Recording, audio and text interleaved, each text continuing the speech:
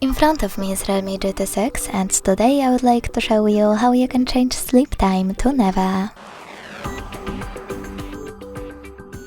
Begin by going into Play Store and getting free app called Caffeine, keep screen on. This one. It has to be from this developer.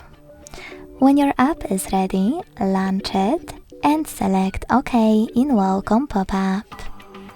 Then hit Timeout and make sure that Infinite is on. When you finished, go into Tab menu and edit it by clicking on those three dots at the top right corner, selecting Edit Tiles, and looking for your new shortcut at the bottom. When you find it, click on it to add it, go back, and to activate it, click on it. Thanks so much for watching. If you enjoyed this video, leave a like, comment and subscribe. Bye!